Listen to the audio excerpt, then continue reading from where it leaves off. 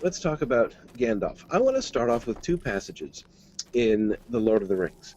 The two passages which, in my mind, really bear very directly on the question of who Gandalf was and what is the significance of his death and resurrection. And I want to start with first the passage on the bridge of Khazad-dûm. This, I think, is a really important... I mean, of course, I don't need to tell you that Gandalf on the bridge of Khazad-dûm is an important and interesting moment. But I think it's especially important for the question of who Gandalf is, because it's a question which, in some ways, we've almost not really been encouraged to ask much. You know, that is, Gandalf is something we kind of take for granted. From the moment he's introduced in The Hobbit. Remember that really interesting kind of introduction we get of him in The Hobbit, where the narrator sort of stops and says aside, Gandalf, oh, if you'd only heard a quarter of the things that I've heard about him, and I've only heard a small bit of all that there is to know, you would be prepared for a tale of any sort. The way that the narrator manages to sort of imply so much about Gandalf without actually telling us all that very much about him. But we know he's a wizard, and we're just kind of allowed to associate stuff with that. The question of, what does that mean exactly, that he's a wizard? You know, in The Hobbit in particular, is he just like a guy who has learned magic somehow? Is he just a very learned person who, happens to be talented or something, or learned maybe in spells, in particular, especially with the making of fire and the turning of smoke rings different colors? It's really quite unclear. He's introduced in The Hobbit as an old man. When we meet him in The Lord of the Rings, it seems relatively clear that he's something else. He's clearly not just a human, for instance, as it's been quite a long time. And people may marvel at the fact that Bilbo Baggins has aged very, very little, in the 60 years since he returned. But nobody even comments about the fact that Gandalf doesn't seem to look very much older. So it's certainly clear by the time we get to The Lord of the Rings that Gandalf is more than just a guy who knows magic. But what is he? And again, that's not really a question that we're really invited to ask. It's a passage that really sticks out, if you remember, in Minas Tirith, in The Return of the King, when Pippin is going in to meet Denethor with Gandalf, and he's sort of walking along with Gandalf. In part of that exchange that they have on the way in, that scene where Gandalf tells Pippin that if he's walked all this way with closed eyes and mind asleep, that he should wake up now. In that conversation, Pippin actually asks, it basically occurs to Pippin for the first time. He's never asked himself the question, what is Gandalf? Who is Gandalf? When did he come into the world, and what's he doing here? And the way that Pippin can go, not only for his entire life, not only for like the whole 30 years of his life, but, that we can be brought all the way to book 5, of the narrative without really being kind of compelled to ask that question ourselves, it's really kind of interesting. We kind of settle for the name, for the title, for the name wizard, right? Thinking about Gandalf as a wizard. But again, what does that mean? So I think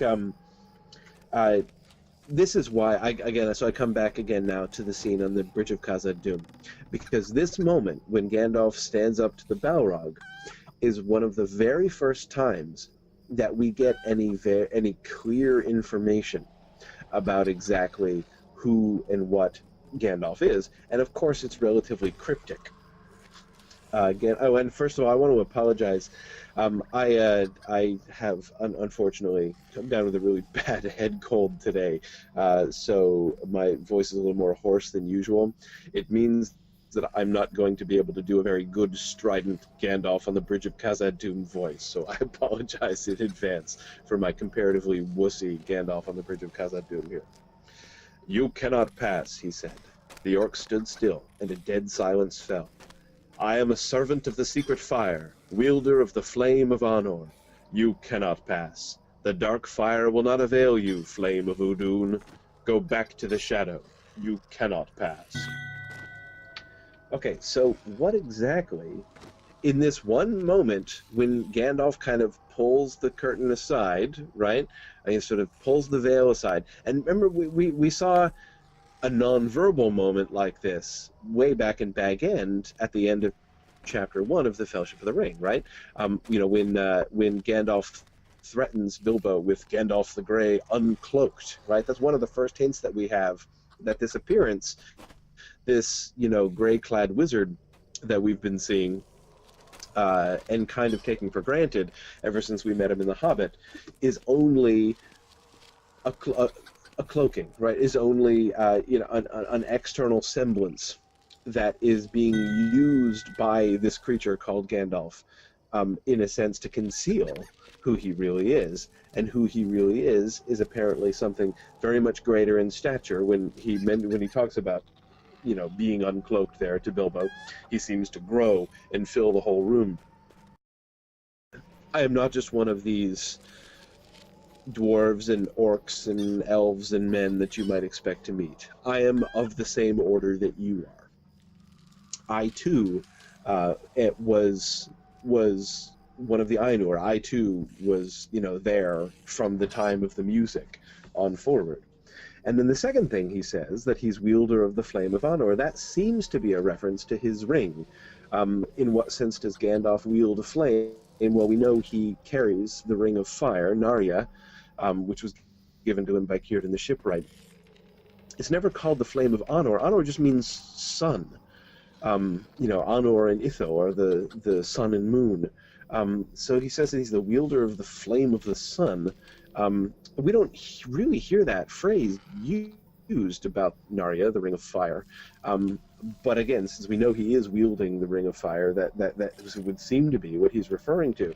Now, of course, sort of the cumulative effect on the Balrog here, I am a servant of the secret fire, wielder of the flame of Anor, seems to then segue into his, you know, his other statement, the dark fire will not avail you, flame of Udun. Right, that is, your fire doesn't scare me, because, like, I'm a servant of the secret fire, and I'm the wielder of fire too, so, like, you know, don't think you're going to destroy, you know, don't think your fire, you know, scares me, fire spirit. And, of course, it's dark fire, and he's not afraid of the dark fire, right, because he himself is the wielder of light, as he has revealed himself to be a servant of the light as well. So his light can illuminate the Balrog's darkness, and his fire can oppose the Balrog's fire. So although from the outset, remember, the narrator has emphasized how uneven the battle looks, how small and frail Gandalf appears to be standing on the bridge, and how large and terrifying the Balrog seems to be in comparison. But Gandalf himself, in his words to the Balrog, is basically emphasizing we're peers here. You know, if you want a piece of this, it's going to be a little different than what you might expect. So again, this is the first thing we get, which really, within the Lord of the Rings, really reveals to us who and what Gandalf really is. Not only is he not just a man who's learned magic, he's not even, you know, one of the elves. That, of course, was apparently another theory. That's what his name means, Gandalf. Gandalf just means the wand elf or staff elf. And the story that Tolkien developed a good deal later on to sort of explain Gandalf's name is that that was a name that was given to him by men who thought, both because of his apparent magical ability and because of his apparent longevity, that they thought erroneously that he was an elf. So they called him Gandalf. They called him Wand Elf or Staff Elf. Of course, historically, that is, in the history of Tolkien's composition, it's a little bit more complicated. Gandalf was, of course, is the name of one of the dwarves from the Eddas. That is the same. It's from the same list of names that almost all of the other dwarves in the party, in Thorin's party, were taken from. So, you know, Dwalin and Keely and Feely and Owen and Glowin and all the rest of them. Gandalf is one of that list, and it's a dwarf name, and it's originally, I don't know why this name, the name called Wand Elf, was given to a dwarf, but that gets kind of complicated. Anyway, so Gandalf is a dwarf name and was originally one of the dwarves. The wizard's name, of course, in the first draft of The Hobbit, when the leader of the dwarves was Gandalf, was Bloodorthin, which doesn't go down quite as nicely as Gandalf eventually. But anyway, so he's clearly distinguished himself as not just a human, not just an elf. He's revealed himself, and it's almost like he's telling a secret to the Balrog. You know, he is in the extremity of that moment, pushed into openly declaring something that it seems like there's only a handful of people in Middle-earth that know. So that's again one of the two passages in the Lord of the Rings where I think we learn most about Gandalf, and the other that I would draw attention to is his description of his resurrection when he meets up with Legolas and Gimli and Aragorn again, and they ask him, "Hey, you know, what happened? You know, tell us how you fared with the Balrog." And let me pause here for a second. Josh, Aeolios was asking, you know, wasn't Gandalf Aloran, Amaya of Manwë and Varda? Yes, I'm trying to be a little cautious here, because the place where that is said is written substantially later than the Lord of the Rings. Right now I'm talking about what we actually learn in the Lord of the Rings itself. Because remember, Tolkien, you know, one of the things that Tolkien does is to fill in his stories and to, you know, I mean, he's the king of retcon, you know, so a lot of all of that stuff, all the Aloran stuff came later and was basically inserting this backstory for Gandalf and developing this backstory for Gandalf. So the idea of Gandalf and who he was really grew in Tolkien's mind after the fact, but we see very, very little evidence of it, certainly not in The Hobbit, and very little evidence before this point within The Lord of the Rings. So that's why I'm wanting to start here with just thinking explicitly about what we learn actually in the text itself, in the story of The Lord of the Rings. So I will, I'll read, this is of course in the White Rider chapter of the Two Towers. This is after he follows the Balrog up the endless stair. There upon Khazad-dûm was a lonely window in the snow, and before it lay a narrow space, a dizzy eyrie above the mists of the world. The sun shone fiercely there, but all below was wrapped in cloud. Out he sprang, and even as I came behind, he burst into new flame. There was none to see, or perhaps in after ages, songs would still be sung of the battle of the peak. Suddenly Gandalf laughed. But what would they say in song? Those that looked up from afar thought that the mountain was crowned with storm. Thunder they heard, and lightning, they said, smote upon Khazad-dûm, and leaped back broken into tongues of fire. Is not that enough? A great smoke rose about us, vapor and steam. Ice fell like rain. I threw down my enemy, and he fell from the high place and broke the mountainside where he smote it in his ruin. Then darkness took me, and I strayed out of thought and time, and I wandered far on roads that I will not tell. Naked I was sent back, for a brief time, until my task is done, and naked I lay upon the mountain top. The tower behind was crumbled into dust, the window gone, the ruined stair was choked with burned and broken stone. I was alone, forgotten, without escape upon the hard horn of the world. There I lay staring upward, while the stars wheeled over, and each day was as long as a life-age of the earth. Faint to my ears came the gathered rumor of all lands, the springing and the dying, the song and the weeping, and the slow everlasting groan of overburdened stone. And so at the last, Gwaihir the Windlord found me again, and he took me up and bore me away. Now, think again here. What do we learn? What have we learned about Gandalf in this, throughout this passage? Note how cryptic he is again, in the way that he talks about this stuff, right? I strayed out of thought and time and wandered far on roads I will not tell, right? Like, that's the Gandalf we're kind of familiar with. You know, no servant of the secret fire here. You know, no revealing of his true identity, even though, again, even the whole servant of the secret fire thing is still sufficiently cryptic. Almost nobody who hears him understands what he's talking about. But anyway, so he's being even more cryptic. Wandered far on roads I will not tell, presumably metaphorical roads he's talking about wandering on. But we do get, he does in fact drop a little bit of information, right? Naked I was sent back, he says. That's important, right? That's a genuine piece of information right there. Naked I was sent back. Okay.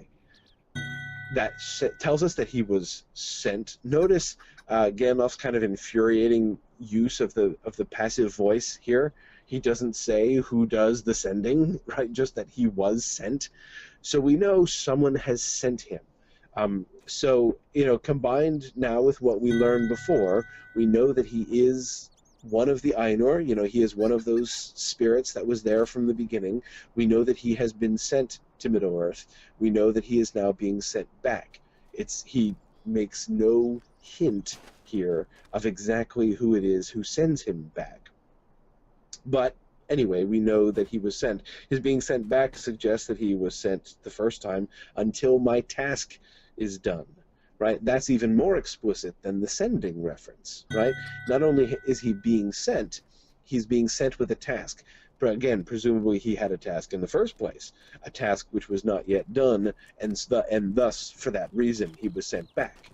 And he will remain only so long as his task remains uncompleted. So that's some definite information that we get. Then we get this long and rather curious description, right? There I lay staring upward while the stars wheeled over, and each day was as long as a life age of the earth. And we can understand this in a couple different ways, right? On the literal sense, he's trapped, right? There's nothing he can do. He says that he, you know, the way down, you know, he's up on this inaccessible peak, or rather the only way it was accessible was through the stair from within Moria, and that stair has now been destroyed. So, you know, he's stuck. So again, you can understand it in the simplest possible way to say that, like, well, it really seemed like a long time because I was up there and there was nothing to do and there was no way to escape and I didn't know what was going to be going on. But anyway, here I was, and you know, so it makes sense on the simplest level. But there's more than that, right? There certainly seems to be more than that. The way that he seems to be, I hate to use this word because this word sounds really cheesy, but the way in which he seems to be kind of communing with the world around him. Faint to my ears came the gathered rumor of all lands, the springing and the dying, the song and the weeping, and the slow everlasting groan of overburdened stone. Having been sent back and lying here naked on the hard horn of the world, he seems to be, in this sense, in touch with Middle-earth in a really deep sense. At first, you know, at least whenever I read this, faint to my ears came the gathered rumor of all lands. You know, at first I sort of assume that means he's going to find out what's going on, right? Like, so he hears about what happens to Frodo and everything else, right? That he's, you know, so somehow he's going to be kind of keeping his finger on the pulse of what's happening around in Middle-earth. That doesn't seem to be what he's referring to. The gathered rumor of all lands seems to be the springing and the dying. That is the cycle of life in the world. The song and the weeping. The slow everlasting groan of overburdened stone. Just sort of the way that the very mountains of Middle-earth themselves feel their own weight and feel their own age as the ages of Middle-earth grind their way on. It's a very kind of deep and broad, kind of connection with the world, or perception of the world, perhaps, that he has here when he has woken up again. And again, again, it's not that I think we get any really specific information from that passage, but again, I find it very interesting. And one of the things, the reason I find it so interesting, is that we know that, thinking back to what he's just said about being sent back and about his task being done. And of course, on the one hand, we know what his task is, right? Or at least, if we ask ourselves that question, so what's Gandalf's task? That seems like an easy question, right? Well, he's there to fight against Sauron, right, and to support the enemies of Sauron. So, this is what he's been doing. You think of Aragorn's speech, on the field after the Battle of Pelennor, when he says, in all of these things, Gandalf has been the chief, right? Sorry, I'm quoting Elrond and thinking about Aragorn, but Aragorn talking about how he has been, as he has begun, so he will go on, and how he's been deferring to Gandalf and urges everybody to listen to him. He's the central mover of the war against Sauron. That's his task, right? And yet, in this moment, his description of his first days here, sent back and returning to Middle-earth, it seems like it almost goes sort of deeper than that, that the very life of the world itself is something that is part of his care. And remember the speech that he makes about stewardship to Denethor, right? That, he will not have entirely failed in his task if anything lives, to grow and to thrive in years to come, even should Gondor be destroyed. And, there's that sense in which it's not just a kind of a narrow, I'm here to defeat Sauron job. That's his central job, of course. But again, a sense in which he is, at least in part, a steward of the life of the entirety of Middle-earth. And again, I think he gives us a very brief glimpse of that there. And then, of course, Gwaihir shows up and takes him. Now, you'll notice the parallel between this and the top of Orthanc, right? Not just the fact that Gwaihir came and took him off, both of them, but you remember where does Saruman leave him? What is the place that he gets taken to?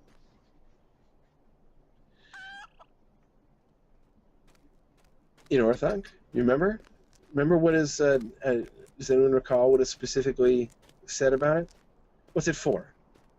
It's the highest point of Orthanc. What's its purpose? I mean, that is when it's not being used as a place for the in-house arrest of fellow wizards. Yes, Josh, you've got it. Watching the stars. That's the place from which Saruman watches the stars. So here's Gandalf, stranded, alone, up on the top of the pinnacle of Orthanc, in the place where Saruman was wont to watch the stars, until the eagle comes and rescues him. And here on Khazad-dûm, what do we get? There I lay staring upward while the stars wheeled over, until Gwaihir, there on the hard horn of the world, until Gwaihir comes and takes him away again. It seems, in retrospect, that the capture of Gandalf and his rescue by Gwaihir, as significant an event as that seemed at the time, was only actually a kind of foreshadowing of this event, which is in its way really much bigger. Yeah, Laura points out that moths hang out there. That's clearly that's what it's for. That's where Saruman keeps his moth pheromones. Apparently, yeah. I agree. That's clearly true.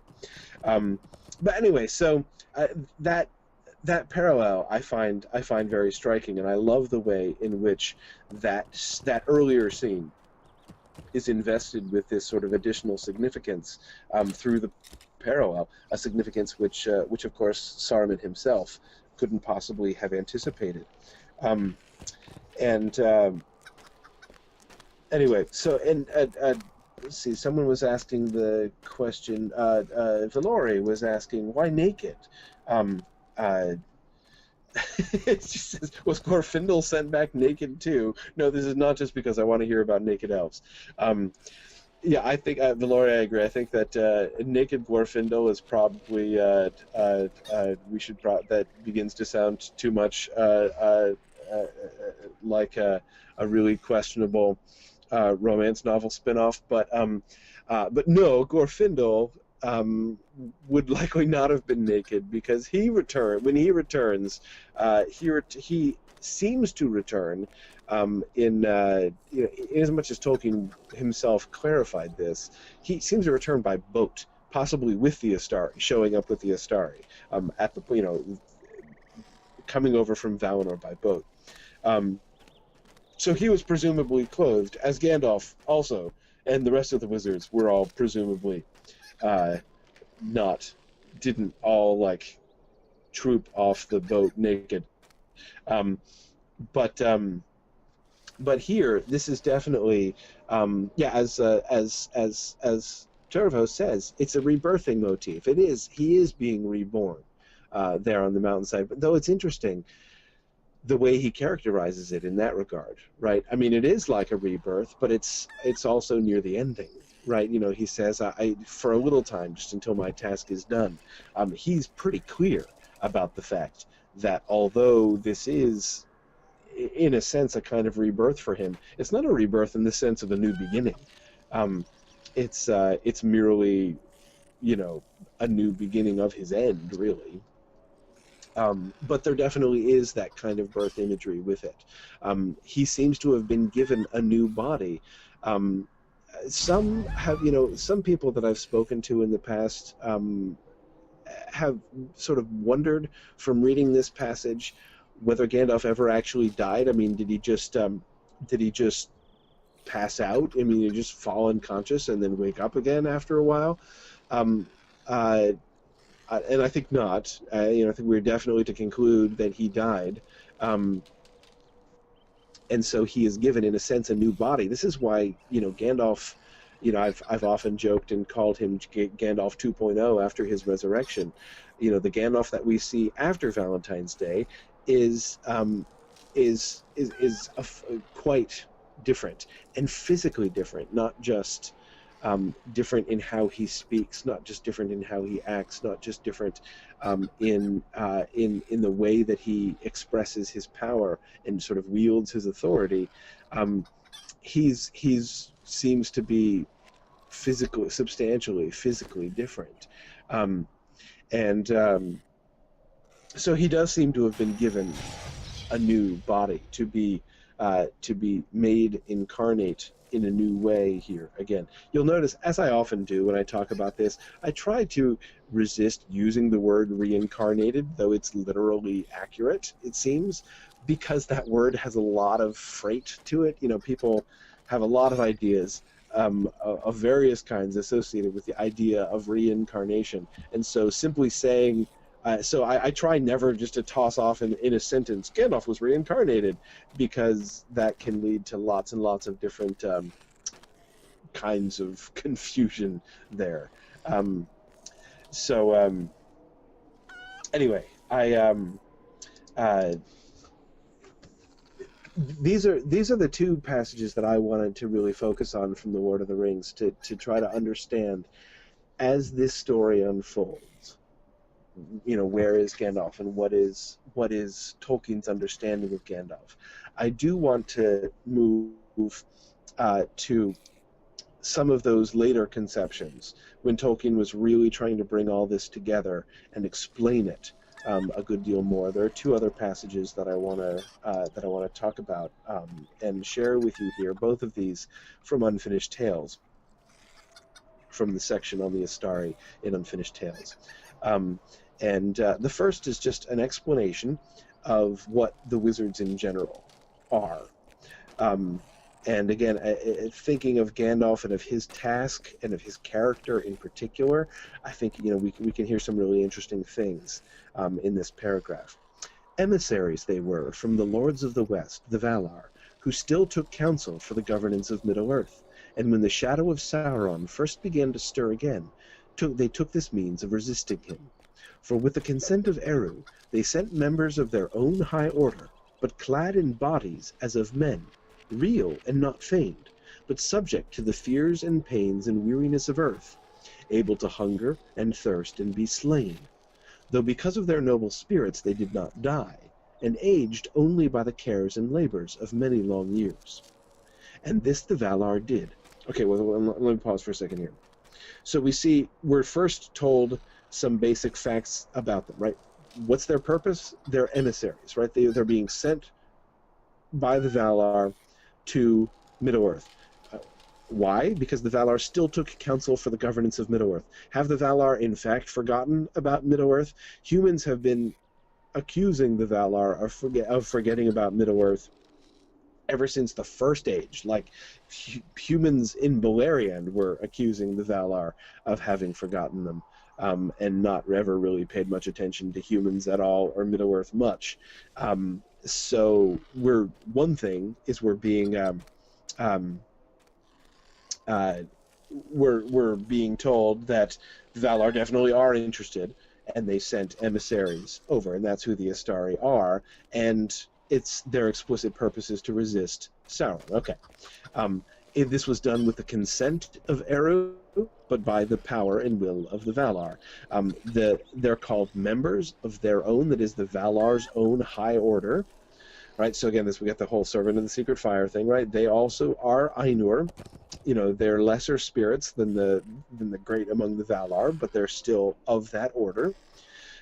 But they're going to be put into real bodies. And you remember there's that long description that I just read that emphasizes very clearly, very strongly, what exactly that means, right? The Valar and the Maiar can appear in bodies. Of course, the biggest, most obvious example of this we have is Melian, right? Who appeared in a body that could get married and bear a child, right? So we know, obviously, that the Valar are able to embody themselves. But there's more here than just the embodiment of Maiar, of these high spirits in physical form, so that they can go among the people of Middle-earth. We're told that for whatever reason, instead of just going in their Super Valar embodiments, or Maya embodiments, they're really incarnated in bodies as of men, real and not feigned, subject to fears and pains and weariness of the earth, able to hunger and thirst and be slain. Though they don't die, that is, they don't die of old age, but they do get aged, in a sense, by the cares and labors of many long years. So they can get tired, they can get weary, but they don't die of old age. But they can be killed.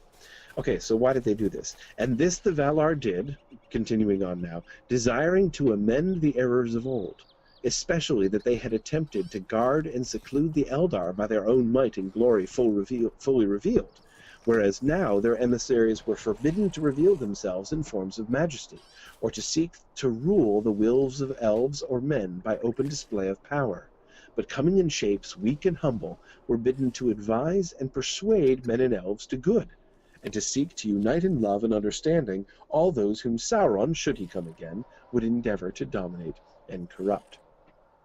So, why did the Valar do this? Why did they give them those specially incarnated bodies? Well, Tolkien says, and this is all in that essay on the Istari that he wrote in the mid-50s. This is right after the publication of The Lord of the Rings. So, this is one of those things that he's, in that time, right as The Lord of the Rings is being published in the years immediately after the publication, he's doing a lot of things to kind of answer questions and clarify things that people were uncertain about. And this essay on the Istari is one of those big efforts right in that time. So why did the Valar do this? They desired to amend the errors of old. That is, for those of you who know the Silmarillion will remember that when the elves first appeared, what the Valar did was they said, hey, let's run out And let's go over and invite the elves. So the elves woke up in Middle-earth. That's great, but that's really kind of inconvenient because it's quite far away, and we'd like to have them near us. So let's reveal ourselves to them, and let's bring them home to live with us, and we will live with them in glory here, and we'll share our glory here in Valinor, and everything's going to be awesome in Valinor, and the rest of Middle-earth, well, we won't worry about that so much right now. And of course, that's what they did. Now, that was, it's pretty clear, a bad move on their part. They were wrong to have done that. And this seems to be their own recognition that their approach with the elves was wrong. They shouldn't have gone over in their revealing themselves in their full glory and inviting the elves to come back and live with them like kinsmen in Valinor. They should have left the elves where they were and probably not even revealed themselves to them in the way that they did. So, having learned their lesson, the Valar are going to try this a different way this time. And that's why we have this radically different policy. So note, Tolkien is saying this doesn't mean that the Valar are paying less attention to, humans, are paying less attention to people in the Third Age, right? That, the Valar brought their A game against Melkor, but, when it comes to Sauron, they send in the, they send in the second string, right, or the third string in the Istari. Tolkien explicitly is saying here that's not the case. It might be easy to make that assumption, to draw that conclusion, but that's not true. They're doing it this way not because they don't care, but because they do care, and because they learned that the way they did it the first time was a really bad idea. And there's even a hint at why it's a bad idea. The Istari are forbidden to seek to rule the wills of men or elves by open display of power. They are forbidden to reveal themselves. This is why Gandalf is so coy about it. This is why he never talks about it, except privately to Balrogs, right? Because they're not supposed to reveal their full glory. They're not allowed to seek to rule the wills of men or elves by open display of power. And again, the reason for that becomes pretty clear. Why? Because they're trying to oppose Sauron, who, if he comes again, would endeavor to dominate and corrupt. That's how Sauron is going to operate. And again, there seems to be a little bit of that seems to be almost a tacit kind of confession on the part of that sort of that Tolkien seems to be giving to the Valar there of, yeah, the way we did it the first time was really bad. That again, we were a little bit more like Morgoth than we're comfortable thinking about. There needs to be a bigger difference between. Now they were just showing love to the elves. There was already. I'm not saying there's no difference between how they related to the elves and how Morgoth did. But there's this desire to draw a much sharper distinction here. So that's what we're told about what the wizards are, and obviously a bunch of that relates to Gandalf. But let's look at Gandalf a little bit more explicitly. This is in that same essay on the Istari. The passage I just read was from page 389, if you're interested, in the Unfinished Tales. And this is just from the next page, from 390.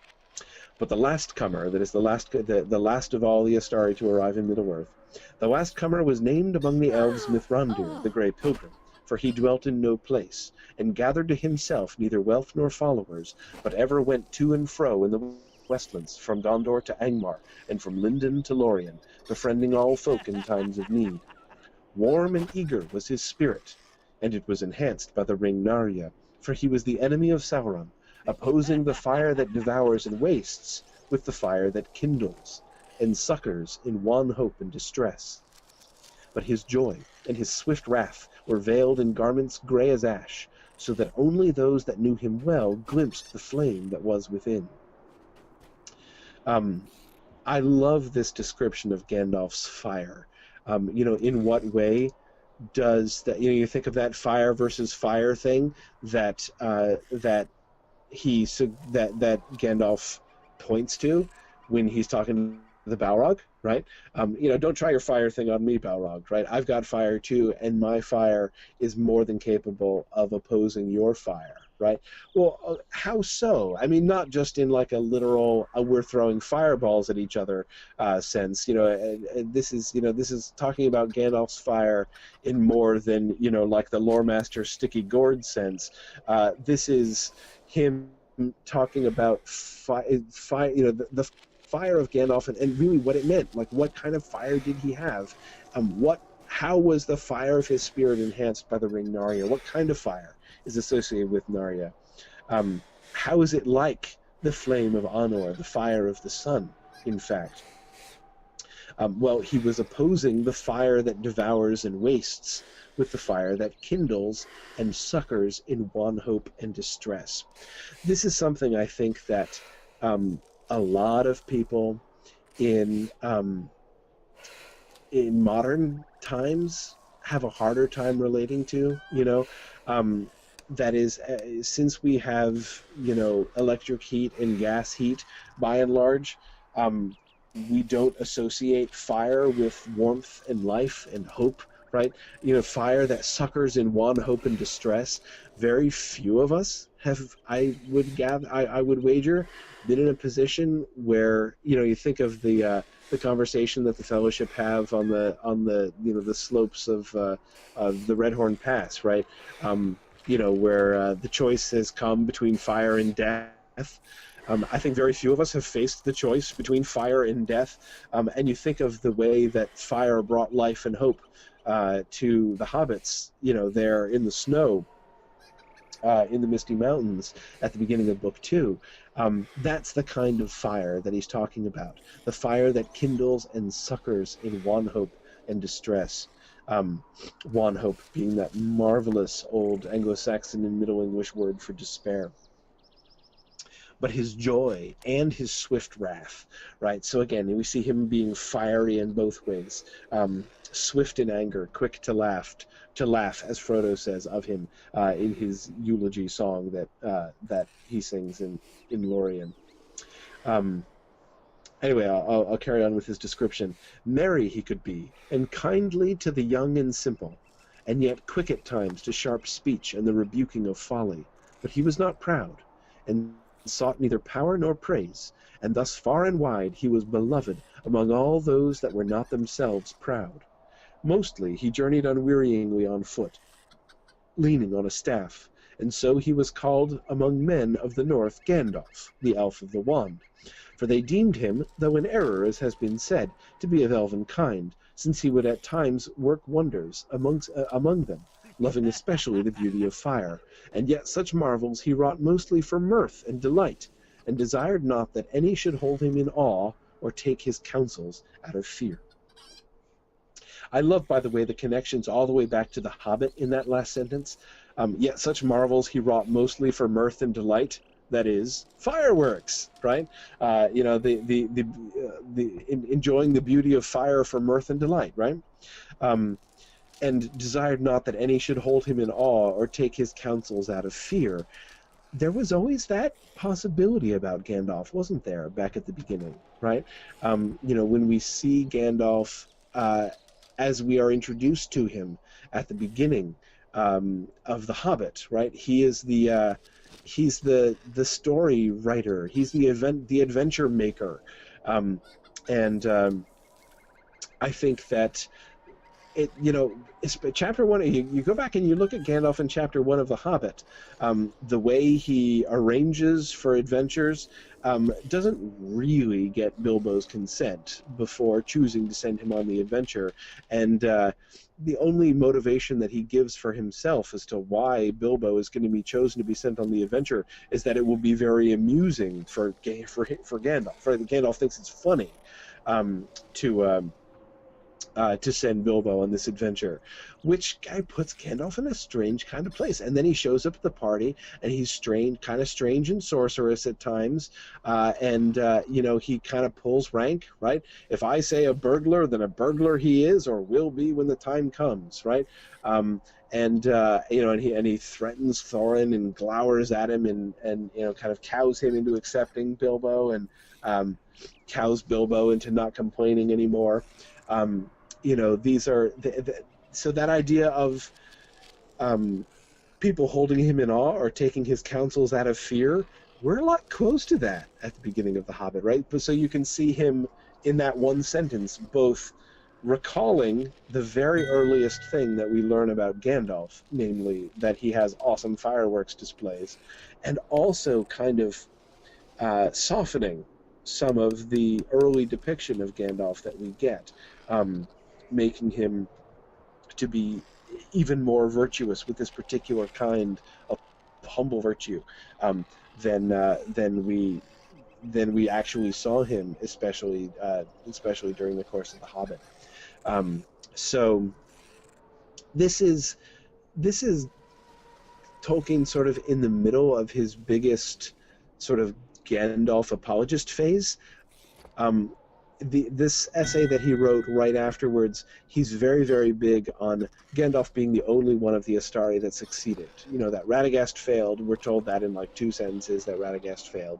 And the Blue Wizards, we don't know what happened to them, but they probably failed, he says, at about this time.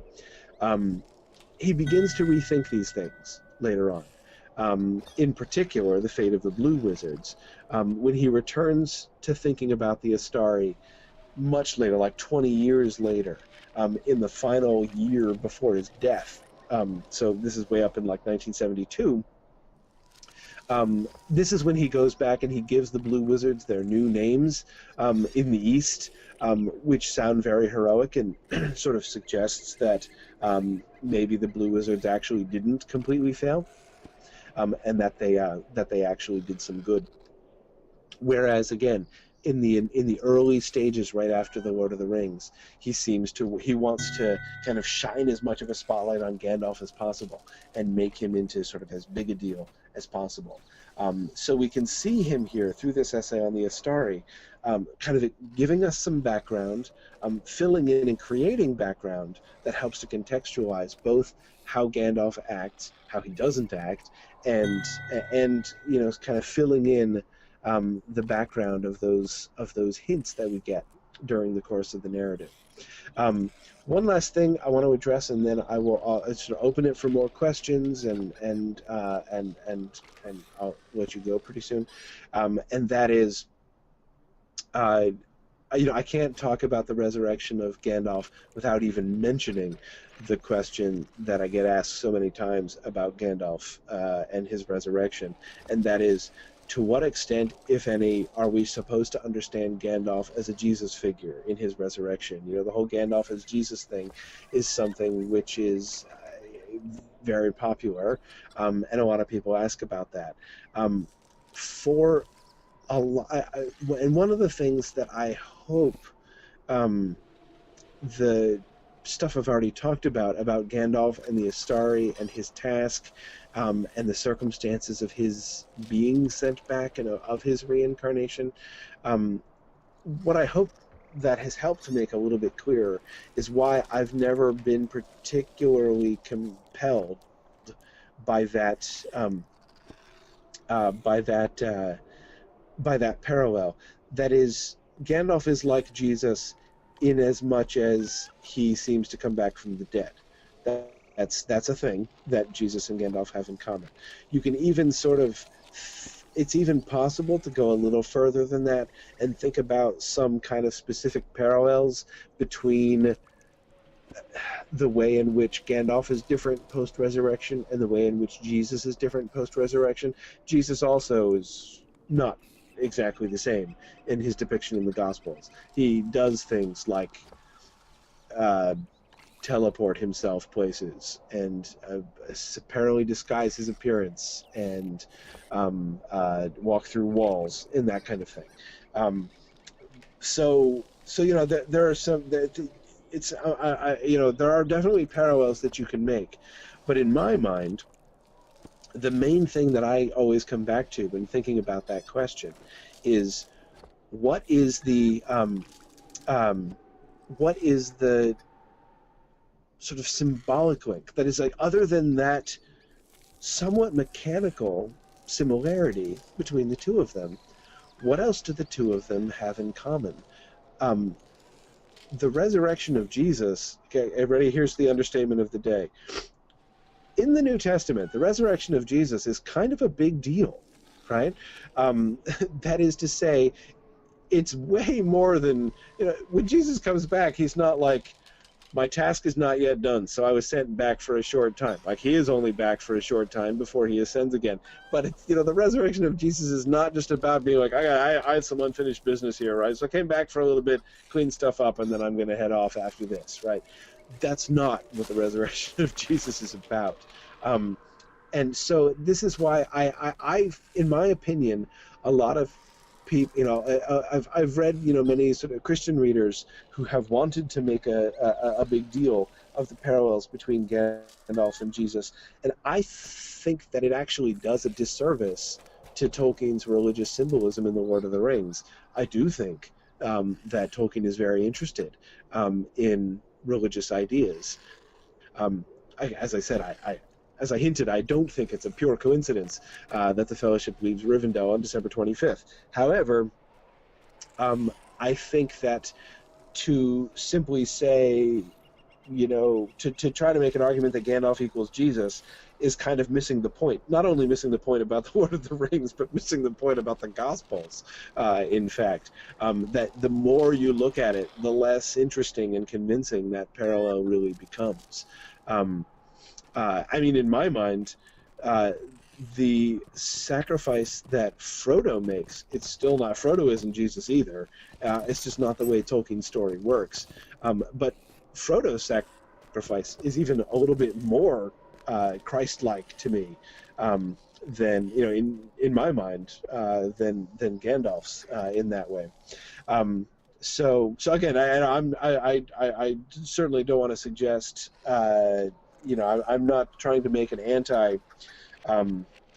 religious and Christian applicability argument against the Lord of the Rings, but I've always found that simple parallel to be far too simple and not really very useful in the end.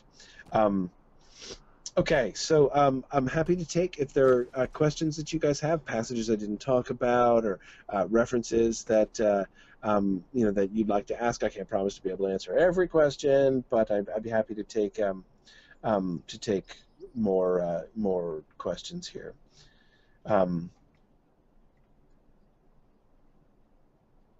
Yeah, good.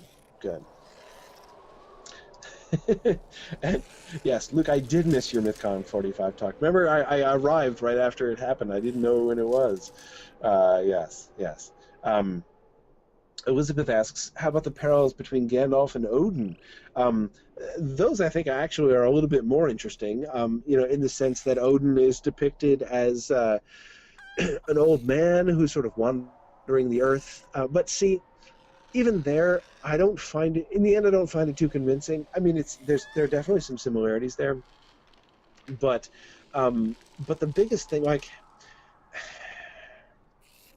this is going to be really crude. I'm going to apologize in advance to Norse mythology for this.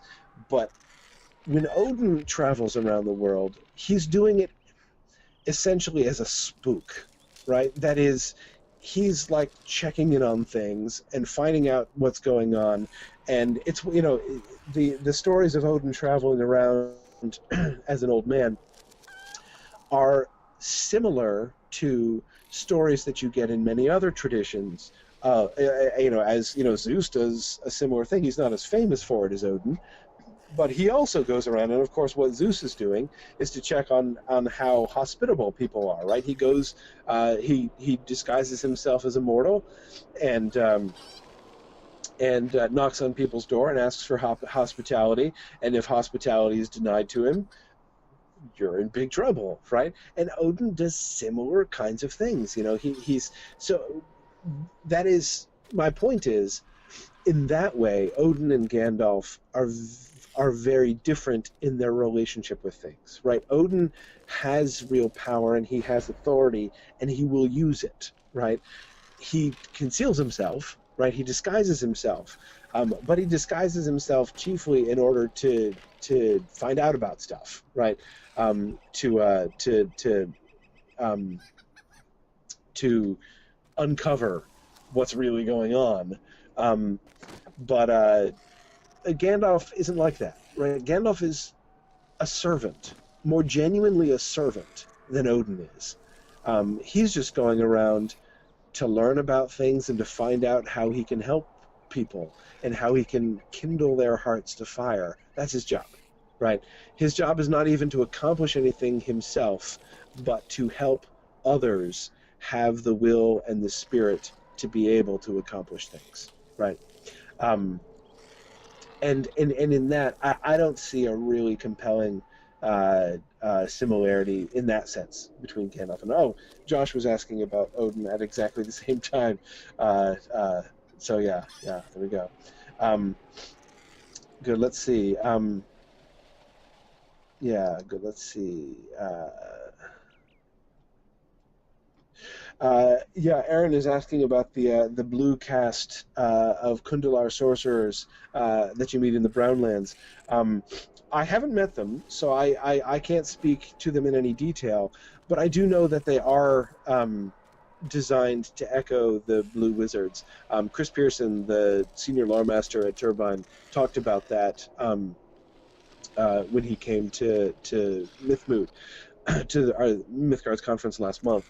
That was on their part a very deliberate nod to the Blue Wizards, to whom they cannot officially refer within the game because they don't have the rights to Unfinished Tales, and so therefore, and the Blue Wizards are never actually mentioned. Just the fact that there are two other wizards out there of some indeterminate color, so the Blue Wizards could never actually be mentioned in game itself.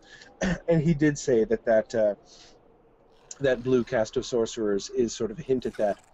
So you can see that Chris Pearson and the Turbine people were working with this sort of early idea, that is the idea of the Blue Wizards that was contemporary with that stuff about Gandalf that I was just reading. Roughly contemporary with this essay on the Istari right after the publication of The Lord of the Rings.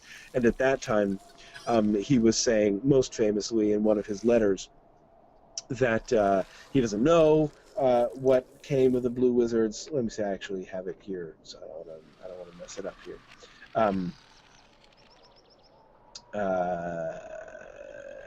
Okay.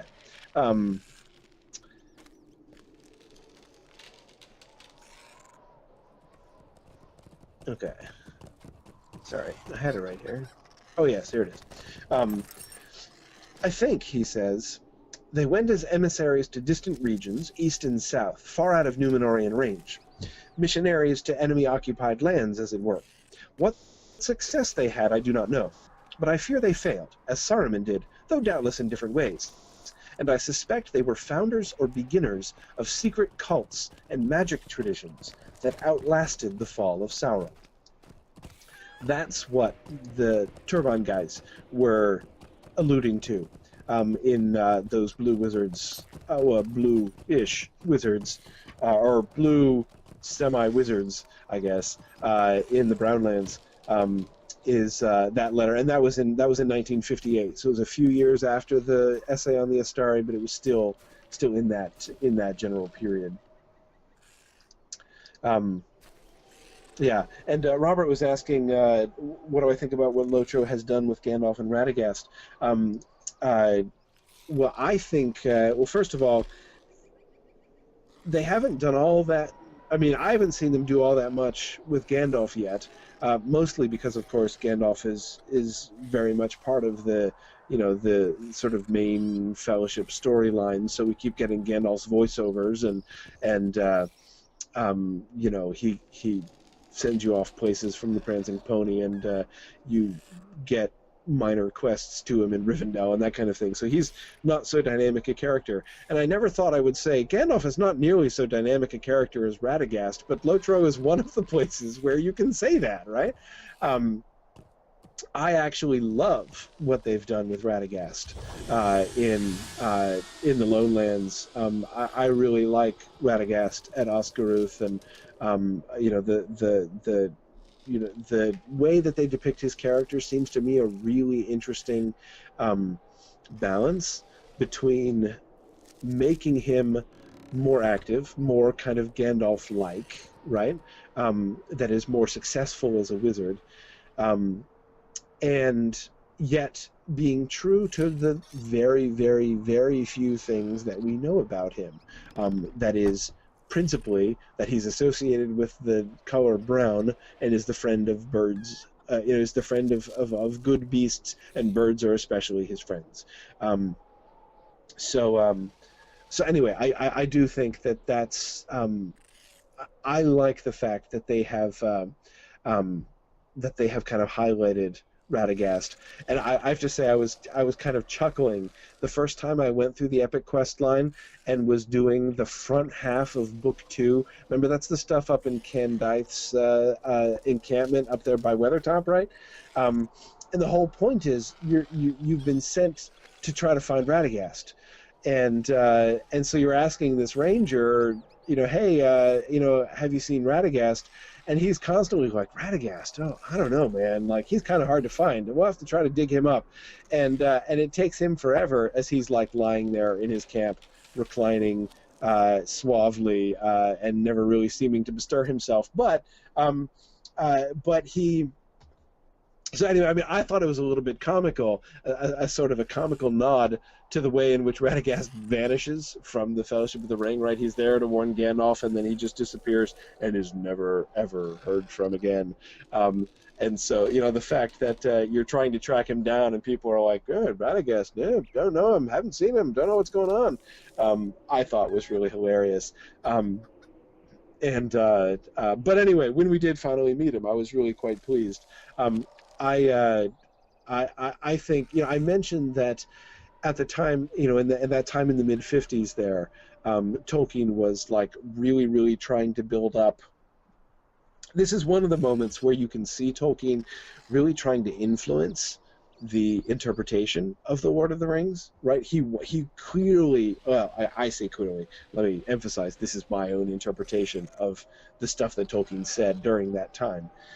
But I believe that Tolkien was trying to make sure that everybody, as many people as possible who read the books got the fact that Gandalf is a really big deal, right? He doesn't want anybody to overlook Gandalf. Like, just because he's not all that flashy, just because he's not in charge, just because he does stay in the background and, he's not a king or anything like that,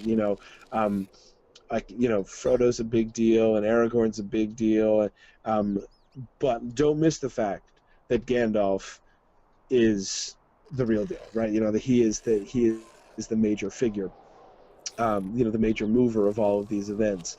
He seemed to really want to emphasize that, and I honestly think, especially in the essay on the Istari, that he really just threw poor Radagast under the bus in an attempt to kind of build up Gandalf and make sure everybody noticed how awesome Gandalf was. As even Christopher Tolkien himself admits in the commentary that he writes on this, even Christopher Tolkien says that he finds the things that Tolkien said about Radagast to be puzzling. He's very diplomatic in saying it. I'm less diplomatic and want to say it's almost nonsensical what he says.